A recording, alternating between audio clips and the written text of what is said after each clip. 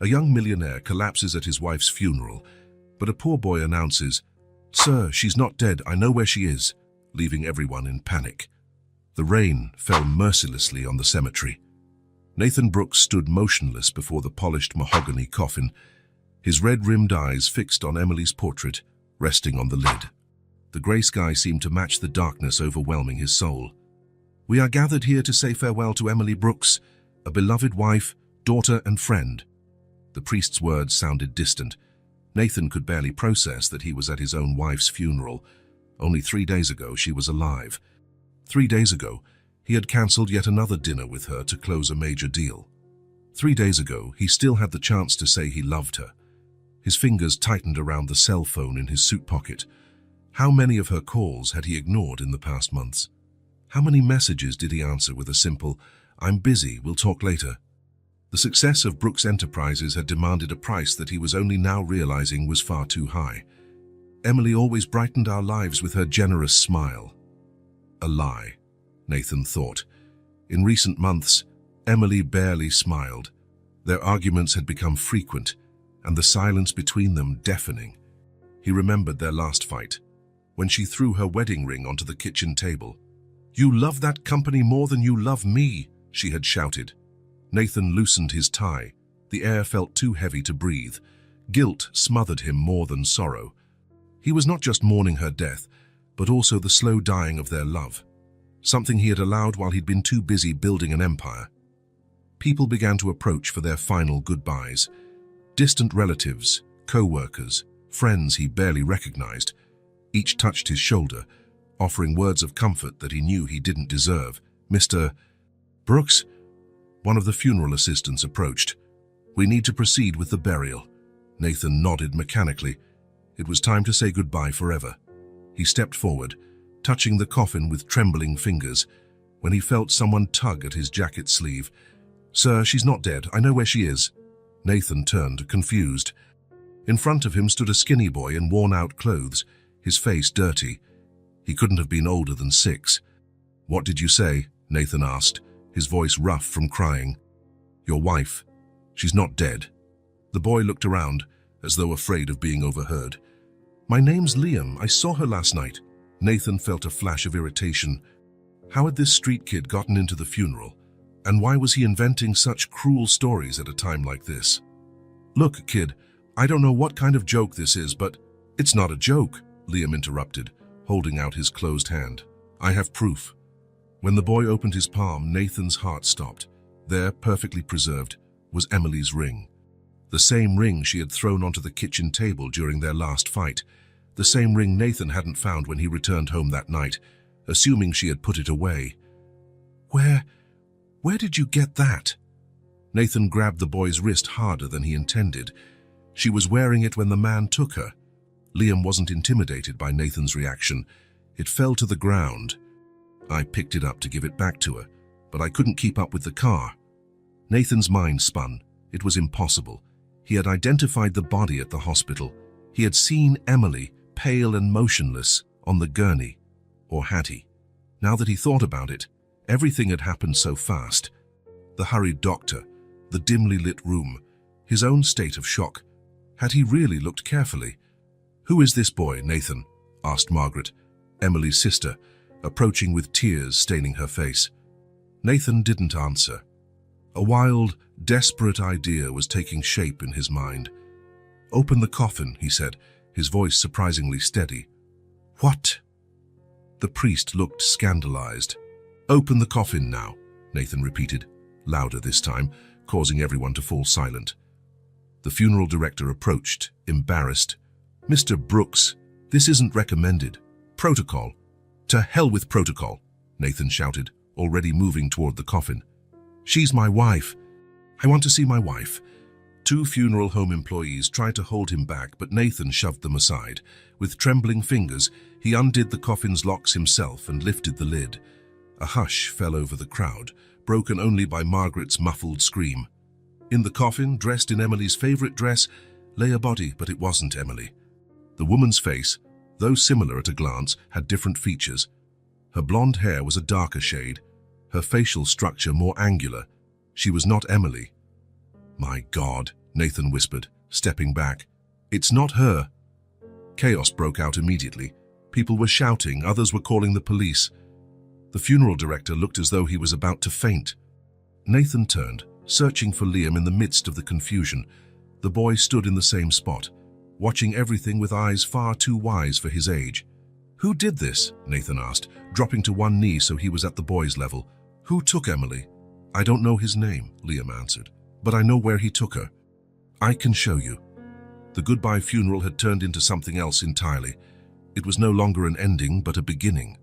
The start of a search. Nathan squeezed Emily's ring in his hand until he felt it imprint on his palm.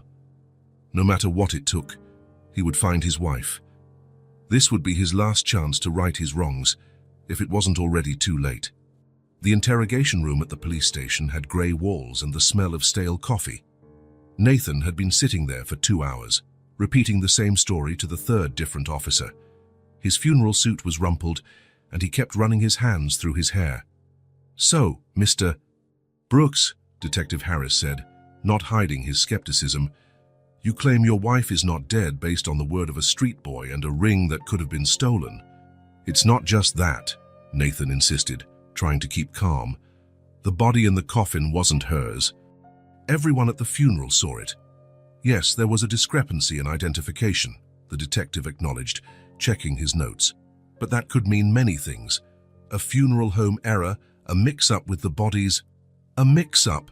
A completely different woman was wearing my wife's clothes." The detective sighed and closed his folder. "Mr. Brooks, I understand your emotional state during this difficult time, but we need concrete evidence to open a kidnapping or faked death investigation. What about Liam's testimony? He saw someone taking Emily. A 6-year-old boy with no fixed address or guardian who just showed up at your wife's funeral out of nowhere."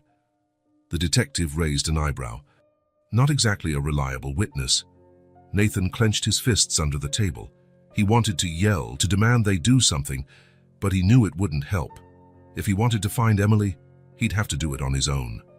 "Where's the boy now?" the detective asked. "In social services. They took him after the incident at the cemetery." "Well, we'll question him properly." The detective stood up. "In the meantime, I suggest you go home and rest. Losing someone close can make our minds create alternate scenarios, Mr. Brooks." Nathan left the police station with heavy steps. He was about to call his driver when he saw Liam sitting on the station's front steps. "Hey, kid," Nathan approached, surprised. "I thought social services took you." Liam shrugged, a gesture too grown up for a 6-year-old. "I ran away. They always find me, but they never keep me for long." Nathan looked around, unsure what to do. Legally, he should report the boy, but Liam was his only connection to Emily now. "Do you really know where she is?" he asked, sitting down next to the kid. "Not exactly," Liam admitted, "but I know where I saw her last." Nathan checked his watch. It was almost 6 in the evening. "Let's get something to eat first," he decided. "Then you can show me." At a diner across the street, Nathan watched Liam devour a burger as though he hadn't eaten in days, which was probably true. The boy was small for his age, with dark circles under eyes no child should have. "How did you end up on the streets, Liam?" Nathan asked, trying not to sound invasive. Liam took a sip of his milkshake before answering. "My mom died when I was 4. Never met my dad. I stayed with my grandma, but she died last year.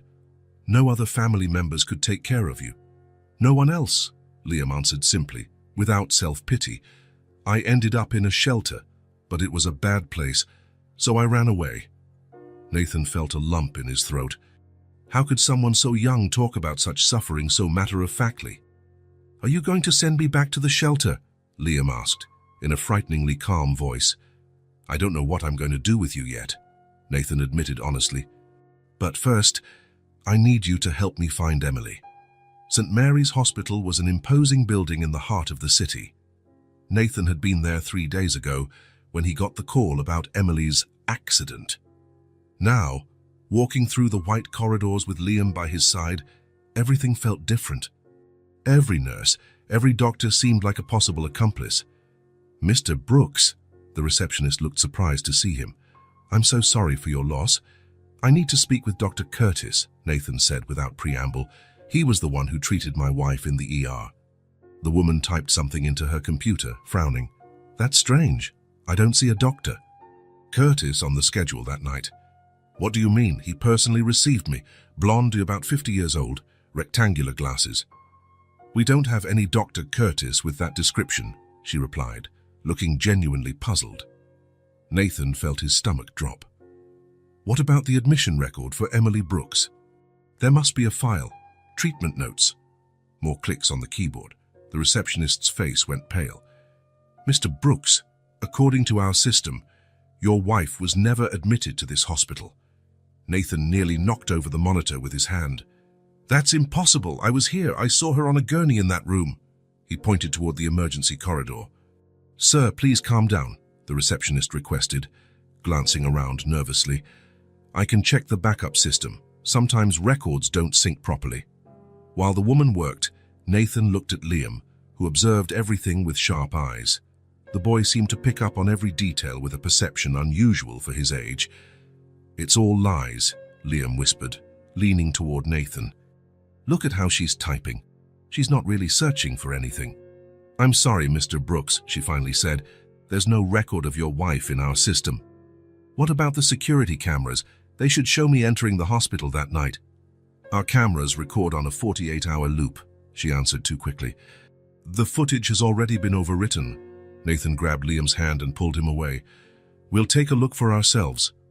They hurried down the emergency corridor, ignoring the receptionist's shouts. Nathan needed to see that room again to confirm he wasn't going crazy. Turning the corner, he found a locked door with a sign that read, Renovations in Progress. Exactly where the room he saw Emily in should have been. Convenient, isn't it? He muttered to Liam, who took everything in with watchful eyes. Sir, you can't be in here. A stocky security guard was approaching. I just want to know why they're lying about my wife, Nathan said, standing firm. I don't know what you're talking about, but you need to leave now. Nathan realized he wouldn't get any more information here. Giving the guard a nod, he took Liam's hand and left, not missing how the guard made a quick phone call as soon as they walked away. In the parking lot, Liam looked at Nathan seriously. They're hiding something. I know, Liam, they all are. At the funeral home, the story was the same. The director, who hours earlier seemed on the verge of a nervous breakdown at the funeral, was now strangely calm. It was a regrettable mistake, Mr. Brooks, he repeated, avoiding Nathan's eyes. We're conducting an internal investigation into how the body mix-up occurred. I want to see all the documentation, Nathan demanded. Who authorized the preparation of the body? Who signed off on it? Everything. Unfortunately, there was a small fire in our file room this morning, the director informed him with feigned regret. Nothing major, but the documents for your wife's case were compromised. Nathan gave a humorless laugh. A fire? Of course. He leaned over the director's desk. Who's paying you? How much is your silence costing? The man went pale. Mr. Brooks, I understand your pain, but that's a serious accusation. I'm going to have to ask you to leave. Nathan didn't budge. You received a body, prepared it for a funeral, and have no records of it. You don't even know who that woman in the coffin was. As I said, we're investigating, the director repeated, his tone now firmer. And I strongly suggest you seek psychological help. Grief can do terrible things to our minds. Leaving the funeral home, Nathan heard the director making a rushed phone call. He slowed his pace, trying to listen. Yes, he just left. No, he didn't say anything. Yes, the boy is still with him. Nathan quickened his steps. Whoever was behind this knew about Liam and was watching their every move. That by the time they reached the alley, Liam had mentioned, the sun was already setting. It was a narrow space between a grocery store and an abandoned building, damp and filled with the smell of garbage. This is where you saw Emily? Nathan asked, trying to picture his impeccable wife in such a setting. Liam nodded, walking to a specific spot. The car stopped right here. It was black, Biggs with dark windows. A SUV or a limousine? More like those cars politicians use, Liam replied, with a driver in the front. A town car, maybe, Nathan murmured, looking around. Where were you? There. Liam pointed to a pile of cardboard boxes along the wall. That's where I sleep when it rains. The boxes keep me dry. Nathan felt a pang in his chest. While he and Emily lived in a mansion with 6 bedrooms, this boy slept in cardboard boxes in a stinking alley. Show me exactly where you found the ring. Liam walked a few steps and pointed to the ground. Here, it fell when the man took her out of the car. He didn't see it because he was busy carrying your wife. Nathan crouched down, examining the spot. There was nothing special there, just cracked concrete and some crushed cigarettes. But something caught his attention, a small dark stain on the ground.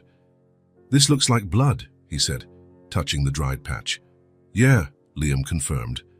A little blood was coming from her head, not much, but enough to drip. Is there anything else you remember, Liam? Any detail could help. The boy frowned, concentrating. The man seemed nervous.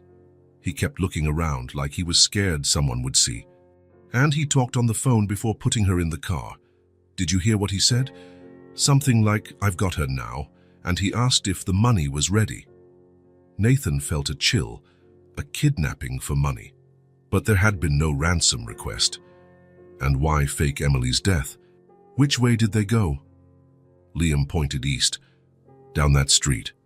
I tried to follow, but the car was too fast. Then I came back and saw the ring on the ground. Nathan looked down the street he indicated. It led to the industrial area of the city, full of warehouses and abandoned factories, a perfect place to hide someone. Nathan was exhausted by the time they reached the Brooks mansion. The house, normally immaculate, had clothes strewn about and dirty dishes everywhere. Emily would hate to see it like this, he thought, his heart clenching. He improvised dinner for Liam and showed the boy where he could sleep, the guest room closest to his own. He still wasn't sure what to do with the kid, but he couldn't just abandon him now, not when Liam was his only lead. While Liam took a bath, Nathan went to his office. Sitting in his leather chair, he gazed at a photo of him and Emily on his desk. It had been taken years ago in Greece during their honeymoon. They were both smiling, with the blue sea in the background. When had they stopped smiling at each other like that? The phone rang, interrupting his thoughts. Nathan answered, expecting to hear a relative offering condolences. Stop looking, said a voice distorted electronically. Forget Emily, or you'll regret it. The call ended before he could respond. Nathan stared at the phone, a chill running down his spine. It was not a hallucination. He wasn't crazy. Emily was alive, and someone didn't want him to find out. With trembling hands, he opened his laptop. As CEO of Brooks Enterprises, he had access to resources the police didn't or refused to use. Within minutes, he'd contacted his company's IT department and requested a full investigation into Emily's finances. He had never bothered about his wife's financial activities. He knew she had unlimited access to their joint accounts, but always assumed she used the money just for household maintenance and the occasional shopping. How many other things did he not know about his own wife? The phone rang again. Nathan hesitated before picking up. Mr. Brooks, it's Kevin from IT. Did you find anything? Nathan asked, anxious. Yes, sir, and it's unusual. Mrs. Brooks opened a separate bank account about 6 months ago at a different bank than you normally use. What sort of activity in that account? Regular deposits from your joint account, amounts that could look like normal household spending, but then large transfers to a company called Horizon Investments. How much? In the last 6 months, about $300,000 in total. Nathan felt his stomach drop. That was a lot of money, even for them. Any info on this Horizon Investments? That's where it gets strange, sir. The company only exists on paper. No website, no registered employees, just an address in an industrial area and a single unidentified beneficiary. Send me the address, Nathan ordered. And keep digging. I want to know who that beneficiary is. After hanging up, Nathan stared out the office window into the city's night. What was Emily doing with all that money? Was she being blackmailed? Was she planning to leave him and secretly stocking up on funds? The thought made him feel a stab of jealousy. In the weeks before the accident, they'd barely spoken. They had argued bitterly about his constant absence, his broken promises, and last-minute cancelled dinners. Emily had thrown her wedding ring on the kitchen table, saying she was tired of being the busy businessman's wife. What if she really had been planning to leave him? What if someone found out and kidnapped her for the money? He heard small footsteps. Liam stood in the office doorway, his wet hair dripping, wearing one of Nathan's t-shirts that fit him like a dress.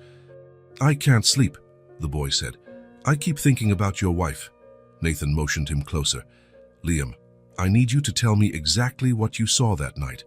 Every detail." The boy sat in the armchair across the desk, looking even smaller in the dark leather. "I've told you everything," he said. "The car, the man carrying her, the blood on her head." "How did she look? Was she conscious? Was she fighting him?" Liam shook his head. "She looked, I don't know the right word, like she was asleep, but not normal sleep." "Drugged," Nathan suggested, feeling his stomach churn. "Yeah, that," Liam agreed. "She didn't move." "What about the man? Anything you remember? His voice, his clothing, any marks?" Liam closed his eyes, concentrating. He wore a long dark coat, and he talked quietly on the phone. "Do you remember exactly what he said about money?" The boy bit his lip, thinking hard. He said something like, "I've got her. Where's the money?" And then, "No, I don't care about the rest. I just want my share." Nathan frowned.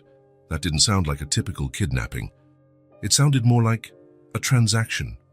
Was Emily being sold? The idea was horrifying. But in light of what he had discovered about the secret account, nothing seemed impossible anymore. "Nathan," Liam's small voice brought him back. "We're going to find your wife, right?" Nathan looked at the boy, ragged, tired, but with a determination in his eyes that many adults lacked. "Yes, Liam, we'll find her." But even as he said it, a dark doubt crept into his mind. What if Emily was involved in something dangerous? Had his frequent absences, his blind dedication to work, pushed her into a situation beyond her control? Looking at the photo on his desk again, Nathan felt guilt crushing his chest. Maybe if he had been a better husband, more present, none of this would have happened. Maybe Emily would never have needed a secret account or gotten involved with dangerous people, but regret wouldn't bring Emily back. All he could do now was find her and, if it wasn't too late, try to mend what had been broken between them. "Let's get some sleep," he told Liam, getting up. "Tomorrow, we'll go to this Horizon Investments address." The boy nodded, yawning. As he guided Liam back to the guest room, Nathan felt a strange comfort in the child's presence. In less than 24 hours, Liam had become his only ally in what looked like a gigantic conspiracy. The office phone rang once more, echoing through the empty house. Nathan hesitated but decided not to answer. Whatever threats they made, and they wouldn't stop him. If Emily was alive, he would find her, and whoever took her would pay dearly, far more than the $300,000 she had transferred. 3 days had passed since the funeral. Nathan and Liam had visited Horizon Investments' listed address, only to find an abandoned warehouse, another dead end. Now, they sat in the kitchen of the Brooks mansion, sharing a quiet breakfast, the kind of comfortable silence two people share when thrown together by desperate circumstances. Nathan watched the boy eat cereal. In just 3 days, Liam already looked different. The new clothes Nathan bought him, the daily baths and regular meals were starting to fill out the hollows in his cheeks. But his eyes, old eyes in a child's face, remained the same. Eyes that had seen far too much. "You promised you'd tell me more about yourself today," Nathan said, breaking the silence. "What was your life like before the streets?" Liam put his spoon down. For a moment, Nathan thought he would clam up again, as he always did when asked personal questions. But this time, the boy took a deep breath and began to speak. "My mom's name was Sandra. She worked 2 jobs. I hardly saw her. We lived in a small apartment, but it was nice." Liam traced an invisible pattern on the table with his finger. "She got sick. Cancer. At first they said she'd get better. Then they said she wouldn't." Nathan waited patiently as Liam sorted his memories. "When she died, I went to live with my grandma. It was good, but she was too old to take care of me. Sometimes she forgot to cook, or forgot I was even there." The boy shrugged. "Then she fell in the bathroom and didn't get up." "I'm sorry, Liam," Nathan said. aware that words were inadequate for such loss. Then came the shelter. Liam's face closed off. I don't like talking about the shelter. You don't have to. The older kids beat the younger ones. The adults didn't care. Some adults were worse than the kids. Liam looked at Nathan with serious eyes. The streets are dangerous, but at least I decide where I go. Nathan felt a tightness in his chest. At 6 years old, this boy had already learned more about abandonment, death, and survival than most adults. How did you learn to survive on the streets? By watching, Liam answered simply. I learned which places are safe, who's dangerous, where to find food. I learned how to hide and run fast. A faint smile crossed the boy's face. I'm really good at running. I notice you're very observant, Nathan remarked. You picked up on things about that man with Emily that most adults wouldn't. When you live on the street, you have to pay attention to everything. Details can mean food or getting beaten. Liam shrugged, as if sharing a professional secret. People don't pay attention to me, so I pay attention to them. Nathan thought of how he'd ignored homeless people on the street, how he had never truly seen the Liams of the world. How many times had Emily tried to convince him to donate to shelters and show more concern? Now he wondered if this invisible boy was his only chance of finding his wife. You're brave, you know, Nathan said, surprising himself with how genuine he sounded. Most adults would have run or hidden after seeing what you did. They certainly wouldn't have gone to a funeral full of strangers just to return a ring. Liam looked at his feet, visibly uncomfortable with the praise. I just did what was right, he mumbled. Your wife seemed nice in the newspaper pictures. I figured you must really like her. Nathan felt a surge of guilt. He did love Emily, but had he shown her enough in recent years? Hey, he said, changing the subject. How about we watch a movie later? I have a home theater here. Liam's eyes widened. A movie theater? Inside the house. Nathan smiled, feeling genuinely good for the first time in days. For a moment, Liam looked just like a normal kid, excited about something new. Yes, and you can choose the film. But first, I have some things to investigate. In the office, Nathan typed furiously. He'd managed to gain access to Emily's personal email via a recovery password. He'd never done this before. They had always respected each other's privacy. Or maybe, he thought bitterly, they just never cared enough to be curious.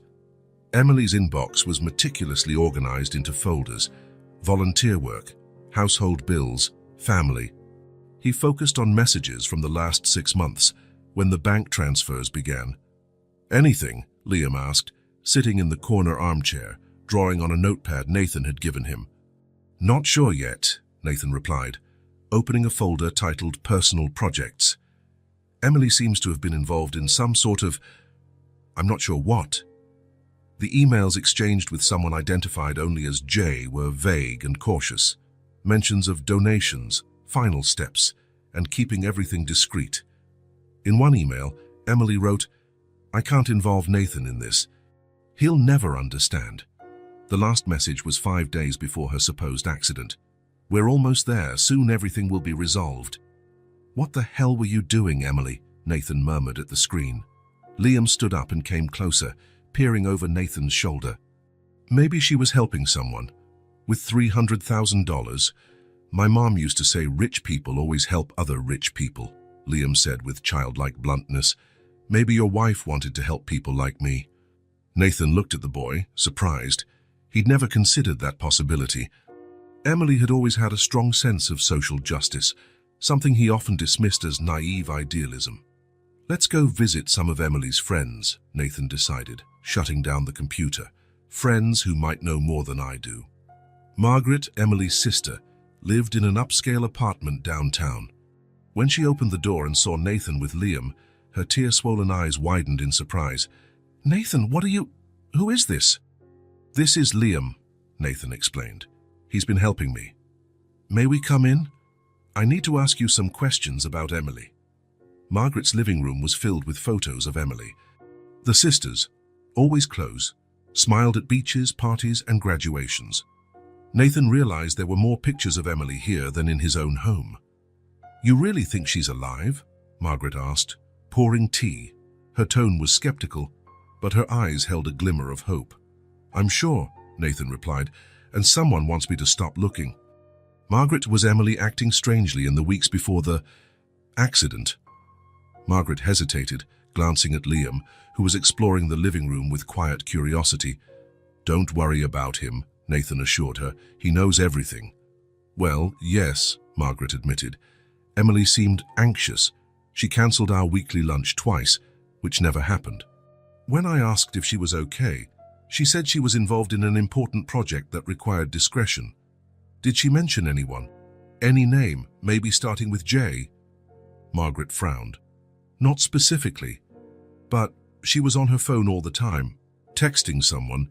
When I asked who it was, she changed the subject." Nathan felt a pang of jealousy. An affair. Could Emily have been having an affair? "Oh, and there was that car," Margaret added, as if just remembering. "A black sedan that stayed parked near your house. Emily mentioned it was there several times whenever she went out alone." "Did you see who was driving?" "No, dark windows." Margaret hesitated. "Nathan, do you think someone kidnapped her?" "That's exactly what I think, and I'm afraid it might be connected to the large sums of money she was sending to a shell company called Horizon Investments." Margaret's eyes widened. Horizon Investments? Never heard of it. "Me neither, until 3 days ago." Margaret looked at Liam, who was now examining a photo of Emily at the beach. "And this boy, how is he involved?" "He saw Emily being taken the night everyone thought she died," Nathan explained. "He found her ring and brought it to me at the funeral." "My God," Margaret whispered. "Poor kid. Where is he living now?"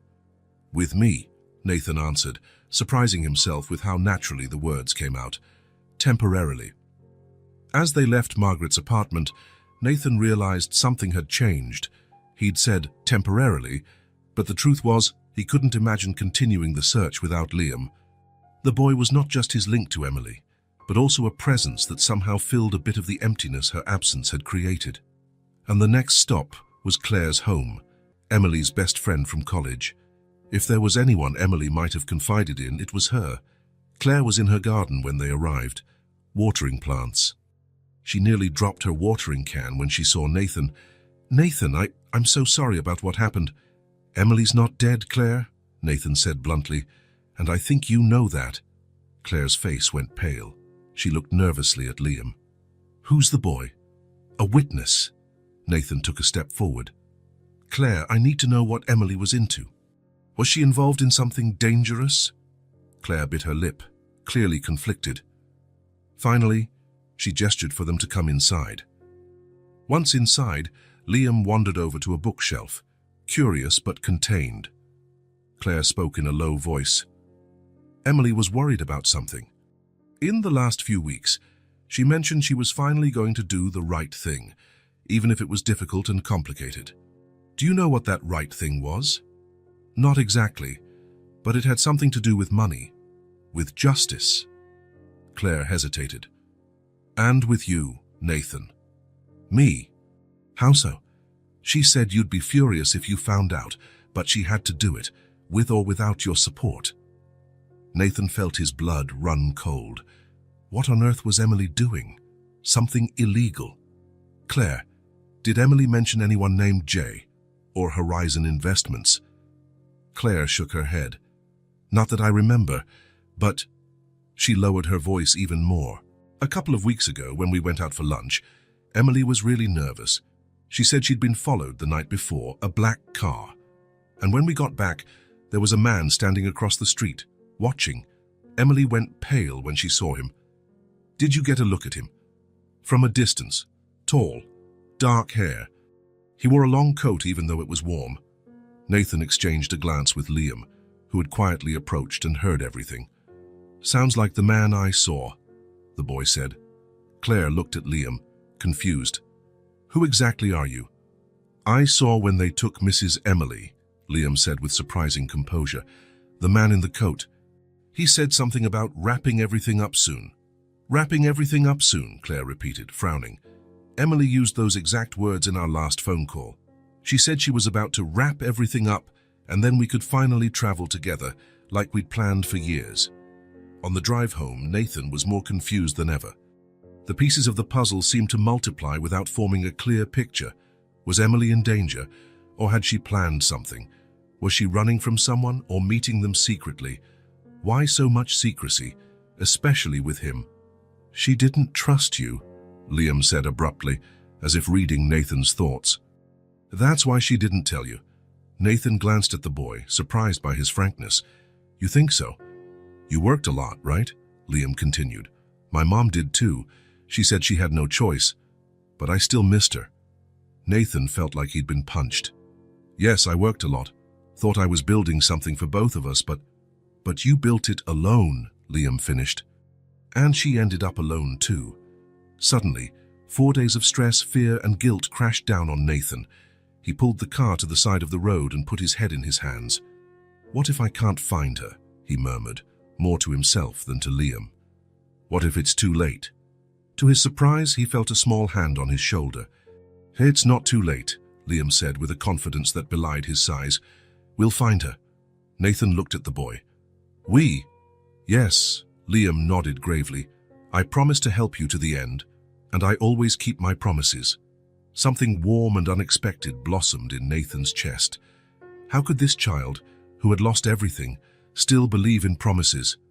How could he offer comfort when his own life had been so devoid of it? "Thank you, Liam," he said, swallowing the lump in his throat. "I don't think I could do this alone." The boy shrugged, returning to his usual stoic demeanor. Nobody can do anything important alone. In that moment, looking at the child fate had thrown into his life at the worst possible time, Nathan realized that no matter what happened with Emily, his life would never be the same. Somehow, amid the chaos and despair of searching for his wife, he had found something unexpected, a connection, a purpose beyond himself. "Let's go home," he said, starting the engine again. "We need some rest. Tomorrow's another day of searching." "What about that movie you promised?" Liam asked, a rare smile lighting up his tired face. Nathan smiled back, feeling a lightness he hadn't experienced in days. "Of course, the movie. You can pick whatever you want." The hope of finding Emily grew, but so did his fear of what they might discover. Still, for the first time since the funeral, Nathan didn't feel completely lost. He had an unlikely ally, small in stature, but huge in courage and insight. And together, maybe, just maybe, they could unravel the mystery and bring Emily home. Nathan awoke with a start, sweat clinging to his skin. In his dream, Emily had called out to him from somewhere dark, but her voice grew weaker and weaker. A week had passed since the funeral, and the feeling of racing against time only intensified. He looked at the clock, 5:43 a.m. He knew he wouldn't get back to sleep. Getting up, he went to the window. The street was deserted, except for a black car parked across the way. Narrowing his eyes, he realized the same car had been there the night before, and the night before that. He grabbed binoculars from a drawer and looked. Dark windows, no visible plates. After a few minutes, the car started and drove away slowly. In the hallway, he found Liam awake, sitting at the top of the stairs. "Morning," Nathan said, surprised. "You're up early." "I heard a strange noise," Liam replied, rubbing his eyes, "like someone messing with the windows." Nathan felt a chill. "What time?" "Around 4, I think." "So I went to look, but I didn't see anyone." Nathan hurried downstairs, Liam right behind him. At the back door, he found what he feared, marks on the lock, as if someone had tried to force it open. They hadn't gotten in thanks to the security system, but the attempt was a clear warning. "They're watching us," Nathan muttered. "The black car," Liam said simply. "It's been following us for days." Nathan stared at the boy, surprised. "You noticed?" "Of course," Liam shrugged, as though it were obvious. "It's always around, sometimes far, sometimes close. Changes spots, but it's always the same car." "Why didn't you tell me?" "I thought you knew," Liam answered. "You always look at it when we go out." Nathan realized that subconsciously he had noticed its presence, but he'd been too focused on Emily to really register it. Liam, however, never let his guard down, a habit formed from living on the streets. The phone rang, interrupting his thoughts. Nathan answered, but no one spoke, only silence and heavy breathing on the other end. "Who is this?" he demanded. The line disconnected. "Third time this week," he said to Liam, hanging up. "They're trying to scare you," the boy noted. "It's working," Nathan admitted, running a hand through his hair. "But I'm not going to stop." In the office, Nathan opened his laptop. Kevin from IT had sent over new files about Emily's transfers. He brought them up on the screen, waving Liam over to look. "Check this out," Nathan pointed. "Over the past 6 months, Emily transferred nearly $300,000 to this phantom company, Horizon Investments." "That's a lot of money," Liam commented. "For most people, yes, for us?" Nathan hesitated. "It's an amount she could move without me noticing right away, as long as I didn't check the detailed statements. And I never did." Nathan scrolled through the files until he reached new information. Kevin managed to find more on the beneficiary of Horizon. "There's no name, just a code. Recipient JL7842. All the funds went to an account in the Cayman Islands." "What are the Cayman Islands?" Liam asked. "A place where people hide money when they don't want others to know," Nathan simplified. "The problem is we still don't know who JL7842 is or why Emily was sending so much money." Nathan leaned back in his chair, frustrated. Every new piece of information just raised more questions. What was Emily doing? Paying off a blackmailer? Financing something illegal? Or, as Liam suggested, trying to help someone? "Nathan," Liam said suddenly, sitting up straighter, "I just remembered something." "What is it?" "On the streets, you hear things. A few weeks ago, there were rumors about an abandoned house on the outskirts of the city. A place no one goes. People said someone important was hiding there." Nathan leaned forward, interested. "What kind of rumors?" "Tommy, an older kid who sometimes gave me food, said he saw a fancy car stop there a bunch of times, a driver and all. He followed once, out of curiosity, and saw a man in a suit carrying bags of food inside." "You think that's where they might be keeping Emily?" Liam bit his lip. "I'm not sure. But it's weird, right? An abandoned house getting visits from rich people." Nathan stood up, suddenly energized. "Liam, do you know where this house is?" "Sort of. It's near the river, off the old road. There's a rusty gate and a broken fence." "We'll check it out," Nathan decided. "But we need to be discreet. If they're watching us, we can't let them know we have this lead." While they packed to leave, the phone rang again. Nathan picked up. "Stop now," the electronically distorted voice warned. "This is your last chance, Brooks. Next time, it won't just be your wife." "Who are you?" Nathan demanded. "What did you do with Emily?" "Emily's fine, for now. Keep looking, and you'll be next. Both of you will." The explicit threat made Nathan shudder. Whoever was behind this wasn't just trying to intimidate, they were promising harm to Emily and him. "I want to talk to her," Nathan tried, desperate. "Prove she's alive. You're not in a position to make demands," the voice replied coldly. "Forget Emily. Go back to your life, or you won't have a life to go back to." The call ended. Nathan stood there, phone in hand, feeling the weight of the warning. "They're getting nervous," Liam observed, noting Nathan's pale face. "That means we're close." Nathan looked at the boy, amazed by his insight. "How can you be so calm?" "I'm not," Liam admitted, "but being scared won't help save your wife." Once again, the child's simple wisdom hit Nathan. There was something about Liam that kept him from giving up, something that made it impossible to succumb to fear. Perhaps it was the boy's presence that gave him the strength to keep going. "We have to be extremely careful," Nathan said, crouching to look the boy in the eye. "We can't just drive there. They're watching us." Liam nodded, grasping the seriousness of the situation. "We can take the bus. Nobody pays attention to an adult with a kid on the bus." "Good idea," Nathan agreed. "But first, we need a map. Let's look up all the abandoned properties in the area you mentioned." They spent the next few hours poring over maps and online property records. Using his company contacts, Nathan obtained information on the outskirts of the city, focusing on vacant or legally disputed properties. "I've found 3 possibilities," he finally said. "An old factory, a farmhouse, and a small warehouse, all near the river, all abandoned for at least a year." "The farmhouse," Liam said immediately. "That's the one Tommy mentioned." "How do we get there without drawing attention?" Liam thought for a moment. We can take the bus to a park, then walk a bit and catch a cab. If someone's following, it'll be harder for them. You're good at this, Nathan remarked, impressed. I learned to hide from social workers. Liam gave a small smile. It's pretty similar. They left an hour later, dressed casually with backpacks, as though heading out for a simple day trip.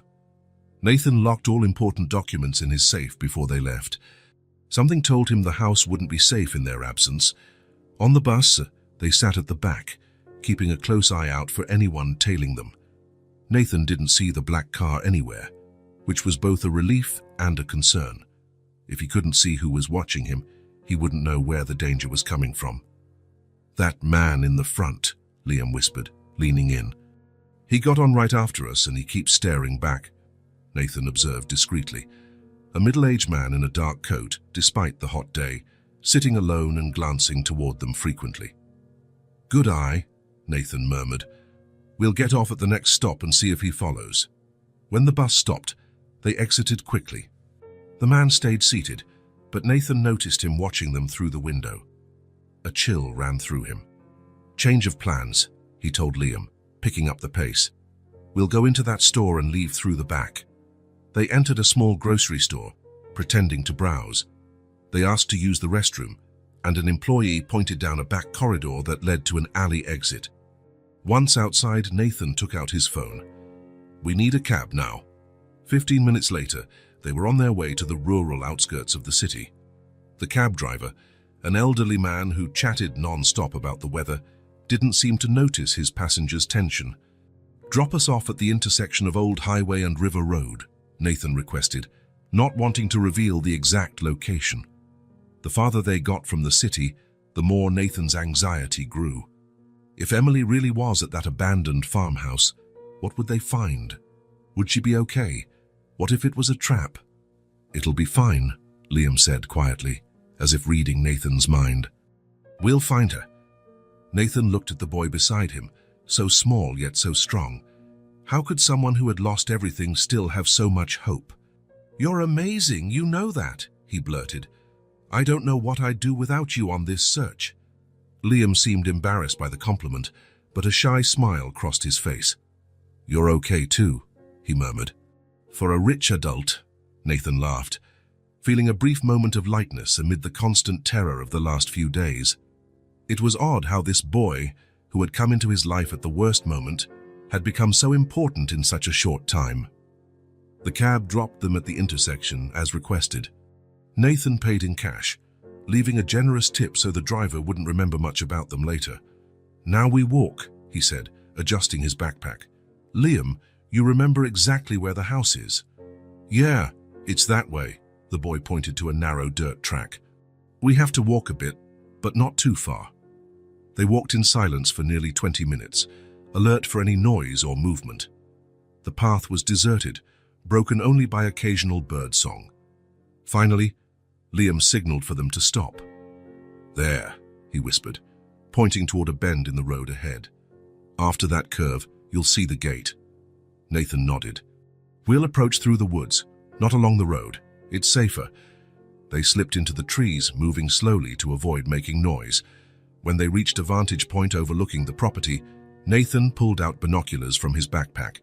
It was an old two-story farmhouse, with peeling paint and boarded-up windows. A rusty gate hung from a partially collapsed fence. At first glance, it looked utterly abandoned. I don't see any car, Nathan murmured. Look there, Liam pointed. Fresh tire tracks. Someone was here. Nathan adjusted the binoculars. The boy was right. There were fresh tire marks in the dirt driveway, indicating a recent visit. Good eye, Liam. Very good. They continued watching for almost an hour, but detected no movement. There were no obvious signs of occupation, no lights, no sounds, no smoke from the chimney. We need to get closer, Nathan decided, but not now. It's getting late, and it'd be dangerous to get stuck here after dark. Liam nodded, though he looked disappointed. We can come back tomorrow with flashlights and food. Yes, and we'll need a better plan if Emily's in there. We can't just barge in without thinking about the consequences. On the return trip, they made sure to use a different route, taking another taxi and then a different bus. Nathan was paranoid, constantly checking if they were being followed. Liam stayed vigilant, his sharp eyes noting every passenger who got on or off.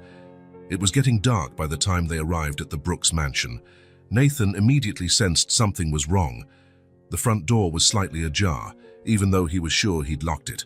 "Stay here," he whispered to Liam, ushering the boy behind a tree in the yard. "No," Liam protested, grabbing his arm. "It's dangerous to go alone." "More dangerous for you," Nathan insisted. "Please, Liam, stay here, and if anything happens, run to the neighbor's house and call the police." Reluctantly, the boy nodded. Nathan approached the house cautiously, pushing the door open carefully. The interior was a complete wreck. Drawers pulled out, papers scattered on the floor, furniture overturned. Someone had ransacked the entire place. Heart pounding, Nathan raced to his office. The safe was intact. Whoever broke in hadn't been able to open it, but his laptop was destroyed. The screen shattered and the hard drive ripped out. The files with Emily's bank statements and the Horizon Investments records, the ones he had left on his desk, were gone. "Damn it," Nathan muttered, surveying the trashed office.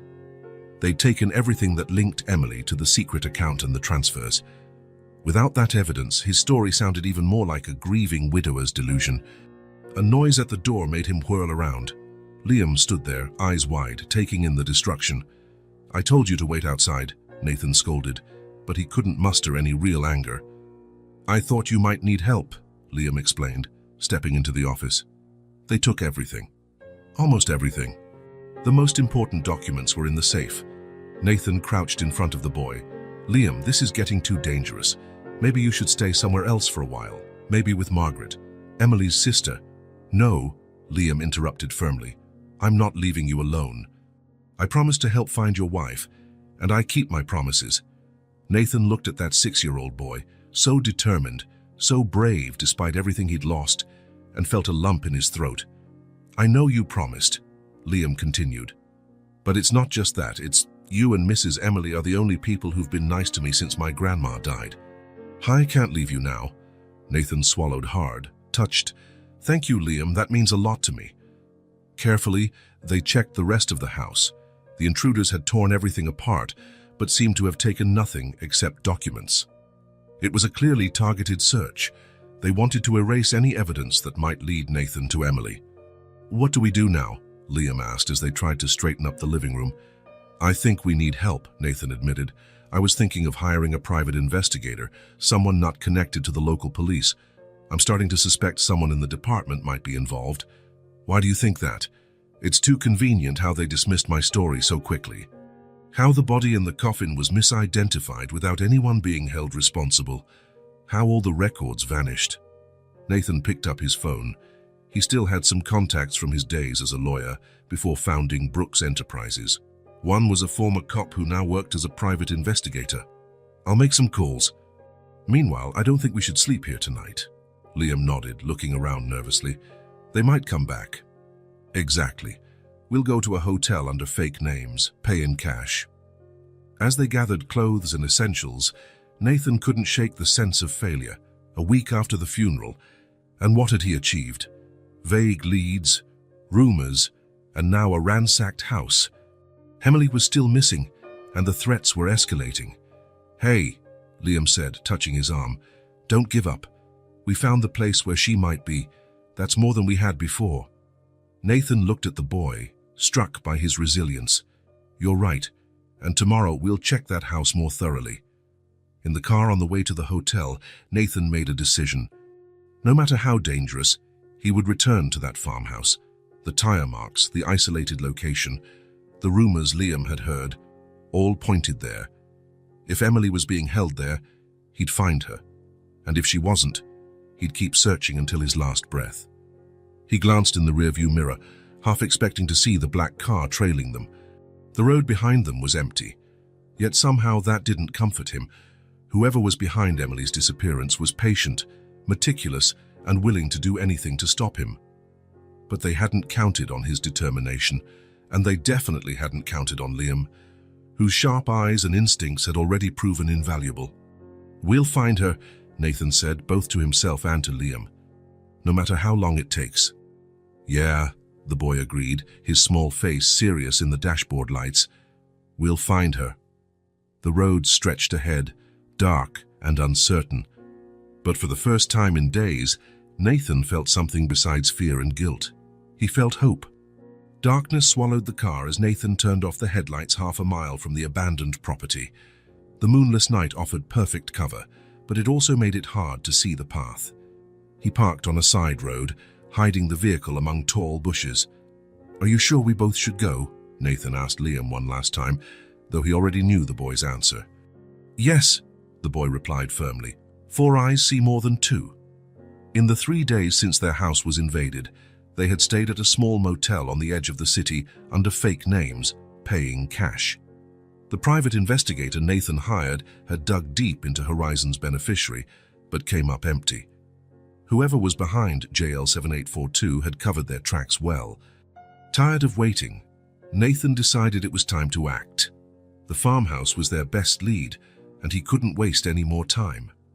"Remember what we agreed," Nathan said, adjusting the small backpack on his shoulders. "If I say run, you run, no matter what happens to me." Liam nodded, but Nathan knew the boy likely wouldn't obey.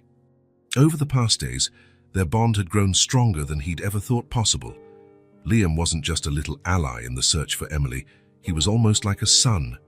"Keep your flashlight off until we're inside," Nathan instructed, "and stay close to me." They walked in silence along the dark trail, guided only by the faint starlight. The smell of damp earth and decaying leaves filled the air. Occasionally, an owl's hoot shattered the silence, making Nathan jump. When they reached the farmhouse's broken fence, they paused to observe. The place looked abandoned as before, boarded windows, peeling paint, no sign of lights or movement. "The car's not here," Liam whispered, pointing to where they had seen tire tracks. "Good," Nathan replied. "Let's make the most of being alone." Quietly, they crossed the weed-choked yard. The back door was locked, but one of the nearby windows had loose boards that could be moved enough to slip inside. Nathan pried them off carefully, testing each one for noise. "I'll go first," he said. "Wait until I call you." The interior smelled of mold and neglect. Nathan turned on his flashlight, covering part of it with his hand to dim the beam. He scanned the room. It looked like an old kitchen. Broken dishes, rusty utensils, and dusty furniture. "Come in, Liam," he whispered. "Be careful where you step." The boy slipped in through the window with the agility of someone used to entering places he wasn't supposed to. His eyes glinted in the low light, taking in every detail. "Someone's been using this place," Liam murmured. "Look!" He pointed to a corner of the kitchen where, amid the dust and decay, there were signs of recent use: a half-full water bottle, food wrappers, footprints in the dust that didn't look old. Nathan's heart pounded. "Let's check the rest of the house." The living room was much the same, mostly abandoned, but with subtle signs of recent human presence. A clean chair among dusty furniture, a spot on the floor with less dust, like it had been swept or used frequently. When they reached the base of the stairs leading to the second floor, Nathan hesitated. Some of the wood looked rotten. If the stairs creaked or broke, they'd lose the element of surprise if anyone was here. "Let's go up slowly," he decided. "Step where I step." The staircase groaned under his weight but didn't give way. Upstairs, they found a hallway with 4 doors. 3 were open, revealing empty, abandoned bedrooms. The last was closed. Nathan approached cautiously, testing the doorknob, locked. "Something's blocking it from the inside," Liam whispered, pointing to the small gap under the door. "See? There's a different kind of shadow." Nathan crouched and confirmed a piece of furniture, maybe, had been pushed against the door from inside, a makeshift barricade. "Emily?" he called softly, putting his lips near the door. "Emily, are you in there?" Silence. He tried again, a bit louder this time. "Emily? It's me, Nathan. I came to get you." No response, but Nathan thought he heard a faint rustling on the other side. "We need to open this door," he decided. "How?" Liam asked. Nathan examined the old lock, likely fragile after years of neglect. He could probably force it. "I'll try to break it," he said, backing up a few steps. "Stand back." The door held on the first impact. On the second, the wood around the lock started to splinter. On the third, it broke open with a crack. toppling what appeared to be a dresser that had been dragged in front of it. The room was dark. Nathan entered cautiously, flashlight cutting through the gloom. The bed was rumpled, the sheets disheveled. There was a tray with leftover food, a glass of water, and something that made his heart freeze. A handkerchief embroidered with the initials EB, Emily Brooks. "It's hers," he said, picking it up with shaking hands. Emily was here. Maybe she still is. "Look at this," Liam called, pointing to the wall next to the bed. Nathan shone his flashlight and saw small marks on the wall, as though someone had been counting the days. There were 12 scratches. 12 days, Nathan murmured. The time since the accident. As he continued searching, he found more evidence of Emily's presence. A hairbrush with blonde strands caught in its bristles, a water glass with lipstick marks, and finally, hidden beneath the mattress, a piece of paper. Nathan unfolded it carefully, recognizing Emily's elegant handwriting immediately. "If anyone finds this, please call the police. I'm being held here against my will by L. He comes every day around 10 p.m. I don't know how much longer." The message ended abruptly, as though she'd been interrupted. "L?" Nathan frowned. "Who's L?"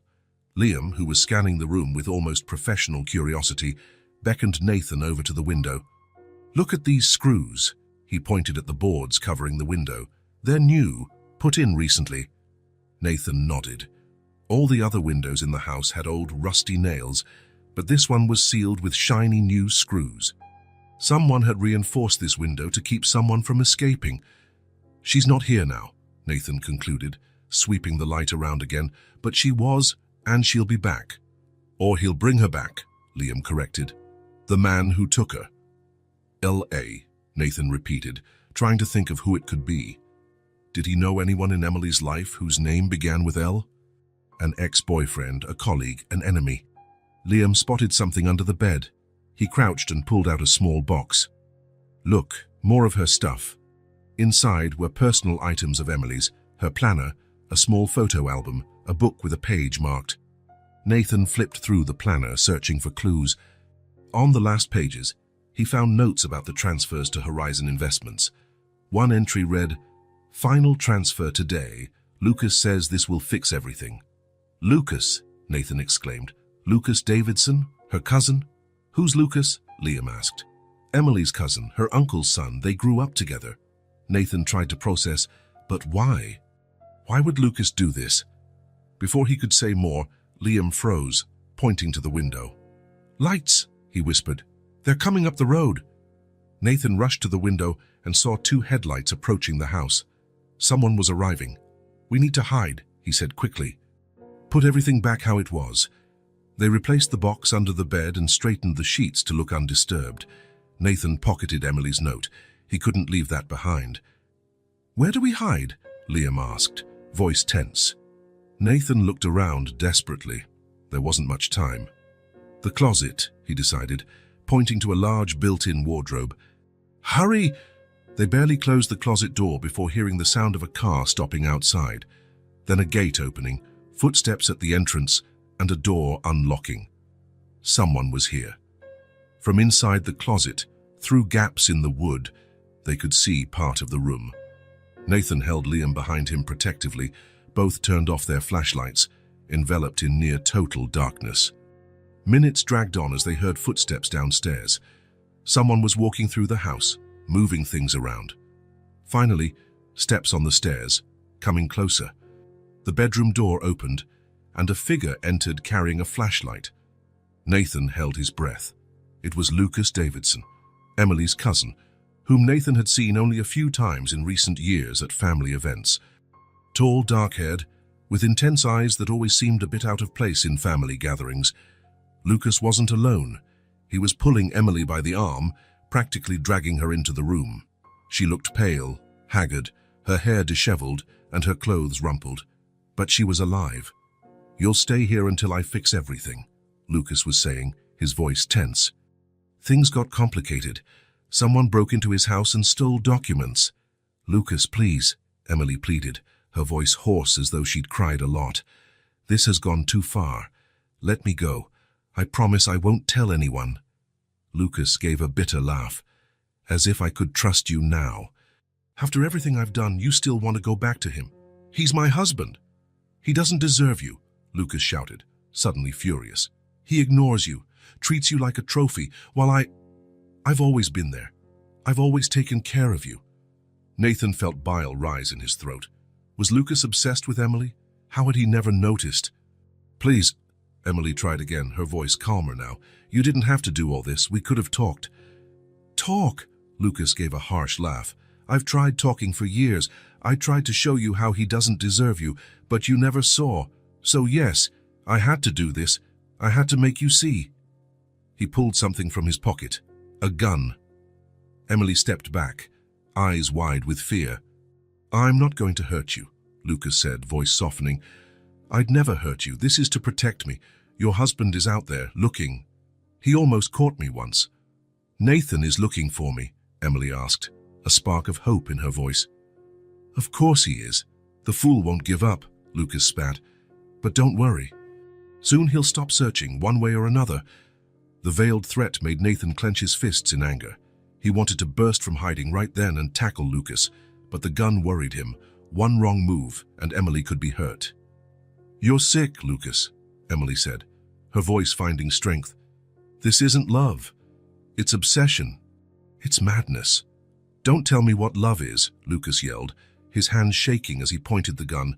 I've loved you my whole life. Since we were kids, I'd do anything for you. I did anything. Like what? Emily asked, clearly trying to keep him talking. What exactly did you do? Lucas smiled, a disturbing gleam in his eyes. I set it all up. The accident, the body swap, the fake paperwork, all to free you from him. That woman in the coffin, Emily whispered. Who was she? No one important. A homeless woman who died at the hospital where I work. Nobody claimed the body, so I put it to good use. Nathan felt a wave of revulsion. Lucas worked as an administrator at a hospital in a neighboring city. He'd have access to records, documents, possibly even morgues. What about the money? Emily asked. Why make me transfer so much money? I had debts, Lucas admitted with a casual shrug. Gambling, mostly. I figured it was fair for your rich husband to pay for them, since he was going to lose you anyway. In the closet, Liam shifted, causing a slight noise. Nathan froze, praying Lucas hadn't heard, but the man stopped, alert. What was that? He said, turning his flashlight toward the closet. Someone here. Emily, sensing the distraction, tried to run for the door. Lucas was quicker, grabbing her by the arm and throwing her onto the bed. Don't move, he ordered, pointing the gun at her as he slowly stepped toward the closet.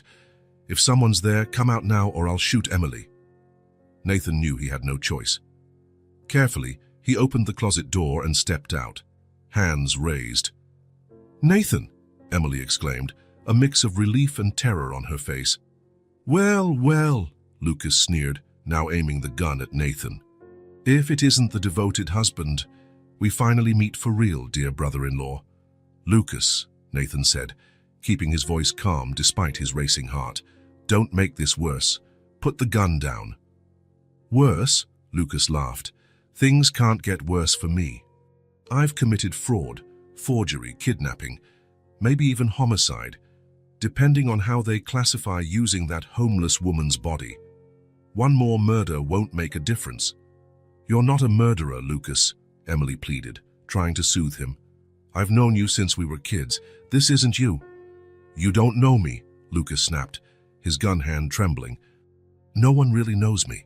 I've spent my whole life being good cousin Lucas, reliable Lucas. Nobody ever saw who I really am, what I really feel. I see you, Nathan said, trying to buy time while he figured out how to disarm him. I see someone who made bad decisions but can still do the right thing. Lucas laughed bitterly. The right thing? What's that? Go to prison while you get to keep her. No thanks. I'd rather end this now. He aimed the gun straight at Nathan's head. Emily screamed. Just then, something small and fast burst out of the closet. Liam, who had stayed hidden. He ran forward and bit Lucas's leg hard. Lucas cried out in pain and surprise, momentarily distracted. It was all Nathan needed. He lunged, slamming into Lucas's arm, The gun went off, the bullet hitting the ceiling. The two men fell to the floor, wrestling for control. Lucas was strong, and adrenaline fueled his desperation. He managed to get on top of Nathan, pressing the gun to Nathan's face. "You should have stayed home mourning your dead wife," Lucas snarled. "Nathan!" Emily shouted. With a desperate move, Nathan shoved Lucas aside and landed a punch to his face. The gun skidded across the floor. Liam, quick as a cat, dove for it and grabbed it first. The boy held the gun with trembling hands, pointing it at Lucas. "Don't move," Liam ordered, his child's voice starkly contrasting with the gravity of the situation. Lucas, seeing himself disarmed and at the mercy of a kid, let out a hysterical laugh. This is how it ends, defeated by a street kid.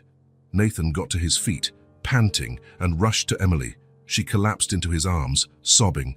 "It's okay now," he whispered, holding her tight. "It's over. You're safe." Note: original paragraph numbering in Portuguese text jumps from 546 to 547, without a separate paragraph for 546. We maintain the structure as provided.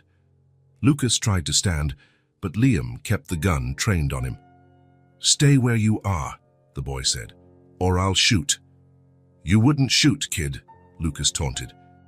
"You don't even know how to use that thing." "Want a bet?" Liam snapped back, sounding more confident than he looked. Nathan grabbed a bedsheet and tore it into strips. "Liam, keep him covered. Emily, can you help me?" Together, they bound Lucas's arms and legs while he alternated between deranged laughter and furious curses. "How you won't get away with this, Lucas," Nathan said, tying the final knot. "You're going to spend a long time in prison." "She'll never love you the way she'd love me," Lucas spat, glaring at Emily. "Never." Emily, pale and trembling, backed away from her cousin.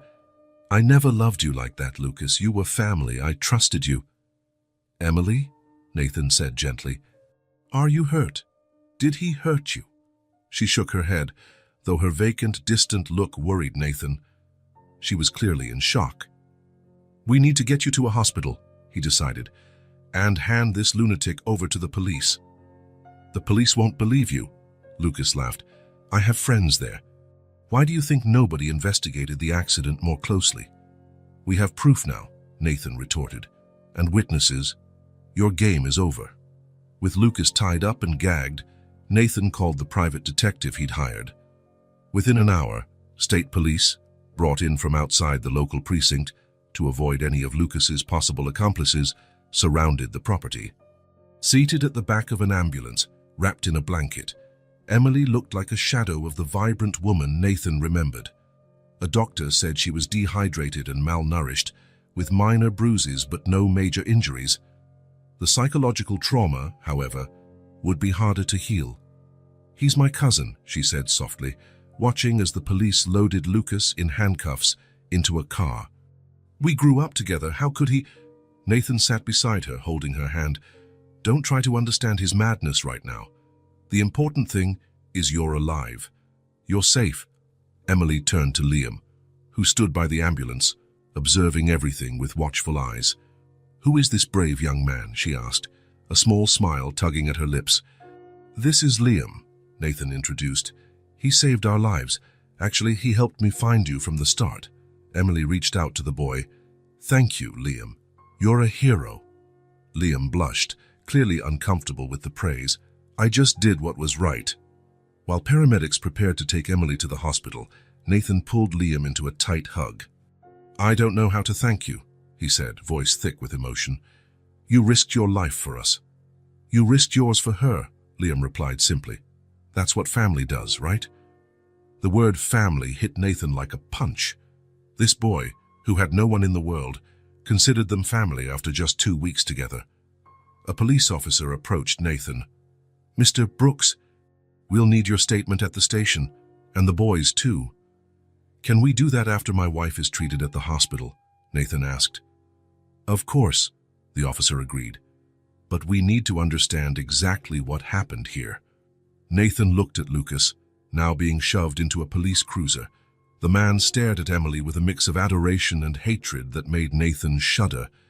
As the ambulance pulled away with Emily, the officer left to coordinate the scene, and Nathan was alone with Liam for a moment. "Is she going to be okay?" the boy asked, gazing after the ambulance. "She will," Nathan said, though he wasn't entirely sure. The hollow look in Emily's eyes deeply worried him. "It'll take time, but she'll be okay." Staring at the rundown house where Emily had been held for nearly 2 weeks, Nathan felt a wave of guilt wash over him. Had he not been so absent, so focused on work, would he have noticed the signs sooner? Could he have detected Lucas's sick obsession, maybe prevented the whole nightmare? "It wasn't your fault," Liam said, as though reading his mind. "That guy was crazy." Nathan gave the boy a sad smile. "Maybe, but I should have been there for her." "Now you can be," Liam said simply. "Both of you can start over." Nathan nodded, placing a hand on the boy's shoulder. "All 3 of us," he corrected. "If you want that, of course." Liam's eyes widened slightly, but he said nothing. He didn't have to. The small smile that lit up his face said it all. As they walked to the car to follow the ambulance, Nathan took one last look at the farmhouse where he had almost lost everything. The nightmare was over, but the road to recovery was just beginning. For Emily, for him, and for the boy who had entered their lives at the most improbable moment and become their savior. The guilt and regret were still there, but now there was something else, a chance to start anew, to be the husband Emily deserved and the protector Liam had never had. And that, Nathan thought, was more than he deserved, but exactly what he needed. 3 months had passed since Emily's rescue. Autumn had arrived, painting the trees in the Brooks mansion's garden in shades of red and gold.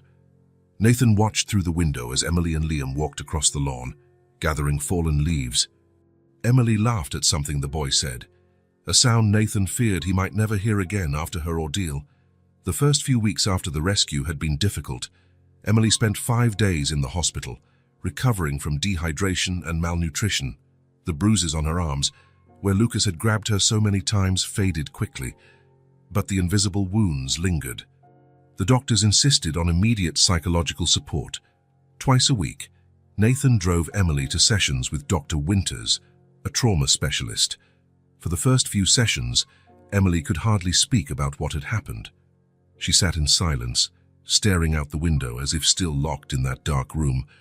"He was my family," she told Nathan one night, her gaze fixed on the bedroom ceiling. "We grew up together. How did I not see it?" "There was no way for you to know," Nathan replied, holding her hand. "Lucas hid his obsession well. Emily's cousin had been formally charged with multiple crimes: kidnapping, forgery, abuse of a corpse, fraud. The police discovered he did indeed have accomplices in the department, 2 officers who took bribes to ignore inconsistencies in the records. All faced trial. On another particularly bad night, Emily woke up screaming, her body covered in cold sweat. Nathan held her until the trembling stopped. "I dreamed I was still there," she whispered, "that nobody found me, that I stayed in that room forever." "You're safe now," Nathan murmured into her hair. "We're together. Nobody will hurt you again." But it wasn't just the nightmares. Loud noises startled her. She avoided going out alone. Dr. Winters explained these were normal symptoms of PTSD, but knowing that didn't ease the pain. "Will she get better?" Nathan asked the therapist during a joint session. "She will," Dr. Winters assured him with gentle confidence. "Emily is exceptionally resilient, but recovery isn't linear. There will be good days and bad days." And there were. Some days Emily almost seemed like her old self, enthusiastic and engaged. Other days she couldn't get out of bed, weighed down by memories. While Emily struggled to rebuild her sense of safety, another question loomed: Liam's future. Technically, the boy should have gone back into the foster system after the rescue, but Nathan requested permission to keep him temporarily, arguing the child was a key witness and had formed a bond with him. The social worker, Mrs. Martinez, impressed by Liam's role in the rescue and noting his clear well-being at the Brooks home, agreed to a provisional arrangement. "He's thriving with you," Mrs. Martinez said during her 3rd visit. "I've never seen him so open." It was true. The Liam who arrived at the Brooks mansion, guarded, always on alert, speaking minimally, gradually opened up. He told stories of his adventures on the streets during dinner, asked about books he found in the library, and even hummed while taking a shower. For a child who had learned invisibility as a survival strategy, these were huge signs of trust. Now, watching Emily and Liam in the garden, Nathan knew it was time to make the temporary arrangement permanent. "They look good together," said Margaret, who had visited to bring Emily some items from her apartment. "Yes," Nathan agreed. "Liam has been like an anchor for her, for both of us actually." Margaret watched them outside. Emily was showing Liam how to make a bouquet out of the colorful leaves, and the boy imitated her with serious concentration. "Did you know she talks to him about the kidnapping?" Margaret commented. "Emily told me sometimes she can talk to Liam about things she can't share with me or Dr. Winters." "Really?" Nathan asked, surprised. "I think it's because he was there," Margaret explained. He doesn't have to imagine or pity her, and he understands her fear in a way we can't." "What's going to happen to him now?" Margaret asked. "It's still a temporary arrangement, right?" Nathan hesitated. "I've been thinking about that a lot." Margaret looked at her brother-in-law, noticing the intensity in his gaze. "You want to adopt him, don't you?" "I think so," Nathan admitted. "But I'm not sure Emily's ready. She's still so fragile." "Have you talked to her about it?" "I haven't found the right moment." Margaret smiled, placing a hand on Nathan's shoulder. "Maybe there's no perfect moment, but I think you'd be surprised by her strength." That night, after Liam had gone to bed, Nathan found Emily on the back porch, wrapped in a blanket despite the mild evening. It was a habit she'd developed since the rescue, seeking warmth, as though she could never fully banish the cold of that abandoned room. "Can I join you?" he asked.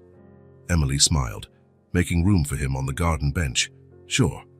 They sat in silence for a few minutes, gazing at the stars. Nathan noticed Emily seemed calmer than in recent weeks, her face less tense. "How was today's session?" he finally asked. "Better," Emily replied. "Doctor Winters says I'm making progress." Emily rested her head on his shoulder, another small victory. At first, she'd flinched from physical contact.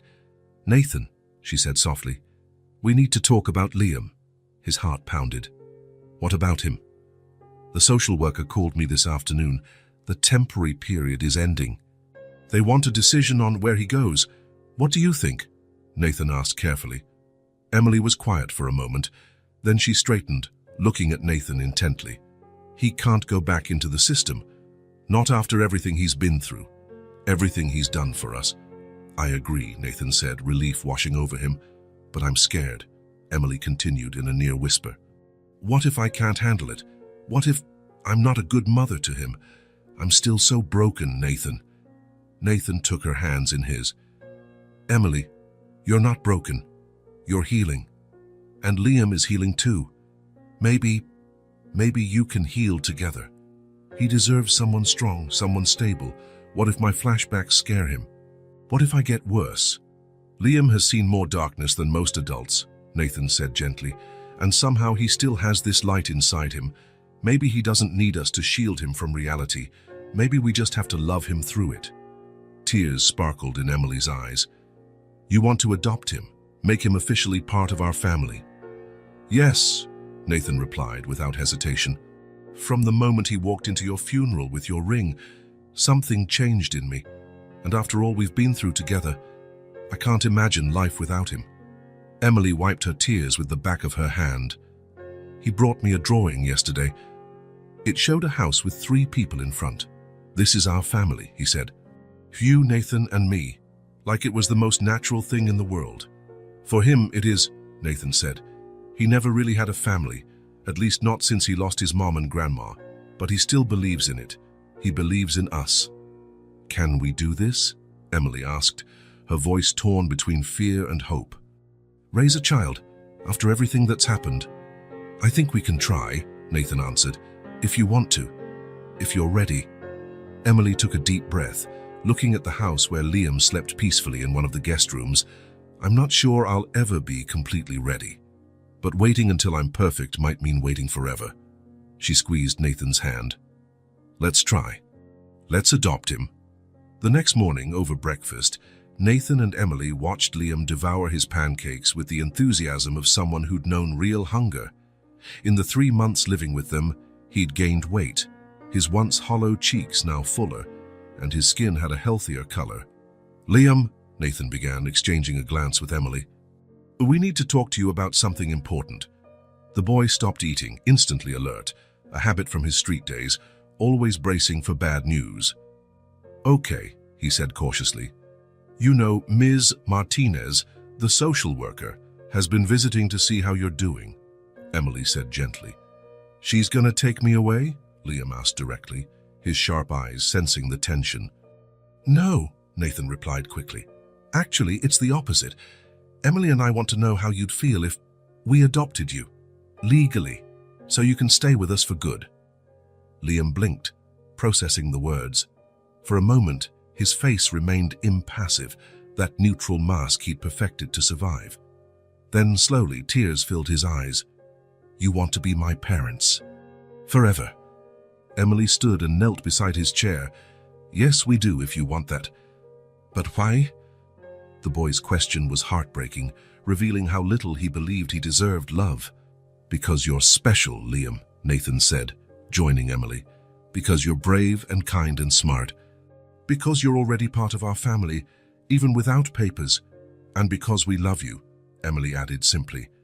Liam looked from one to the other, searching for any hint of a lie.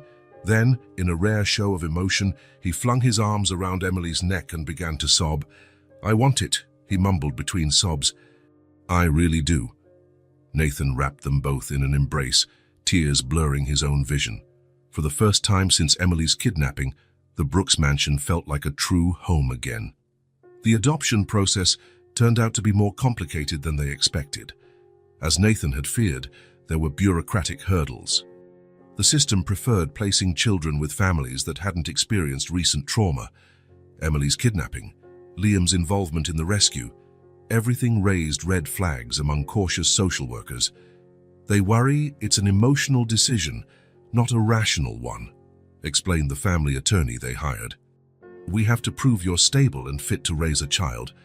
That meant more interviews, psychological evaluations, and surprise visits from social workers. For Emily, each new intrusion tested her fragile sense of security. There were days she locked herself in the bedroom after a visit, unable to cope with the stress. "Maybe they're right," she told Nathan after one particularly hard assessment. "Maybe I'm not ready." "Emily," Nathan said, sitting beside her on the bed, "you're in therapy, you're improving every day, and most importantly, Liam adores you. He feels safe with you. What if I have a breakdown in front of him? What if the nightmares get worse? Then we deal with it together," Nathan said firmly. "Like a family." Lucas's trial added to the pressure. Emily had to testify, recounting her ordeal before a packed courtroom. Lucas was sentenced to 15 years, with possible parole after 10. For Emily, the sentence brought relief, but also an odd emptiness. Justice had been served, but it couldn't erase what happened. "How do you feel?" Nathan asked on the drive back from court. "Free," Emily answered after a moment's reflection. "Like I can finally start looking forward, not back." As the adoption case moved slowly forward, daily life settled into a routine. Liam was enrolled in the local school, adapting remarkably well despite his patchy educational past. A social worker attributed it to his natural intelligence and new stability. "He's blossomed with you," she said during a visit. "It's rare to see such a positive transition in a child who's been through what he has." With Dr.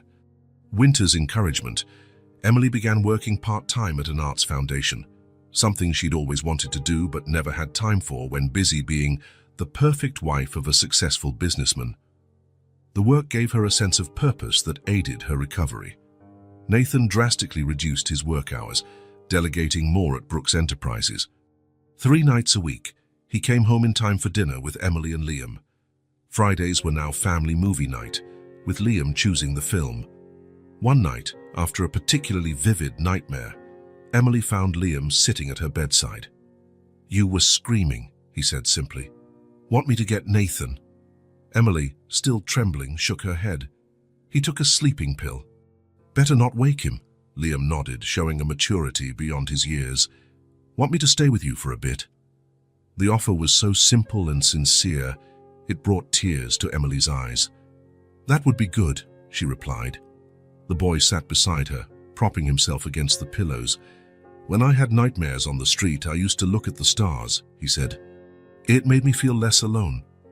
Did you have lots of nightmares? Emily asked gently. Every night at first, Liam admitted. After my grandma died, I dreamed I was lost and no one could find me. And now, Liam smiled shyly. Now I mostly dream about good things, about us doing normal stuff, like a real family. Emily felt tears returning. We are a real family, Liam. Or we will be once the paperwork is done. Papers don't make a family, Liam said with childlike wisdom. People do.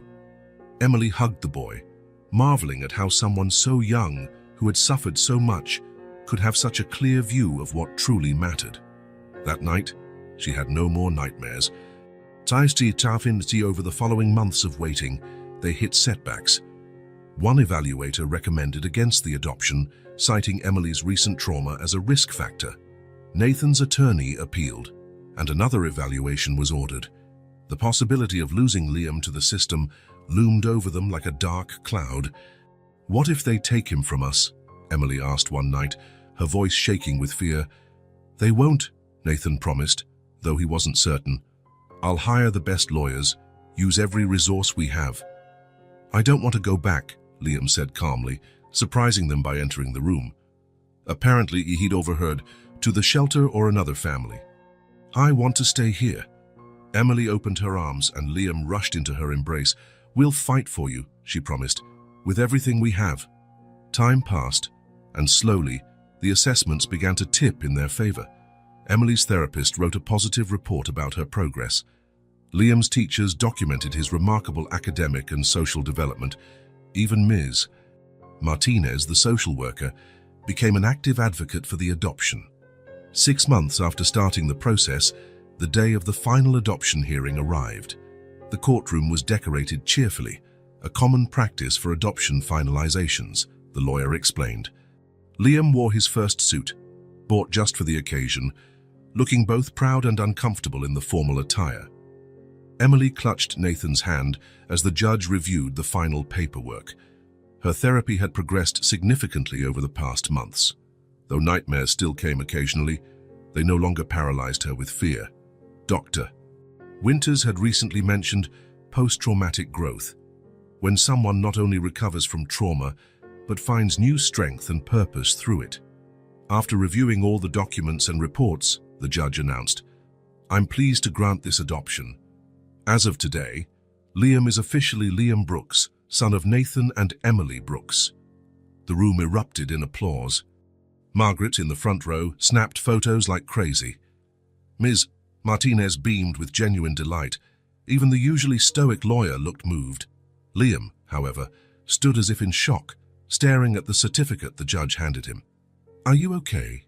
Emily asked softly. It's real now, the boy whispered. It's official. I have a family. Nathan knelt in front of him. You'll always have a family, Liam. Always. That evening, they returned home to find Margaret had organized a small surprise party. The living room was decked with balloons and a banner that read, Welcome to the family, Liam Brooks. Close friends, some of Liam's schoolmates, even Dr. Winters all came to celebrate.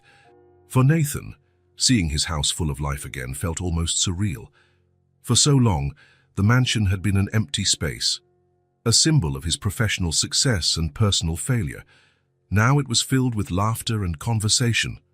At one point, Nathan noticed Emily had disappeared. He found her on the back porch, looking out at the garden lit by fairy lights Margaret had hung. Everything okay? He asked, joining her. Better than okay, Emily replied, smiling. I just needed a moment to take it all in. It's almost hard to believe we're here, isn't it, after everything that happened? Nathan nodded, understanding perfectly. Sometimes I'm afraid I'll wake up and find I'm still at your funeral, staring at that coffin. And I'm afraid I'll wake up in that dark room, Emily admitted. But then I see you both, and I know I'm safe, that we're all safe now.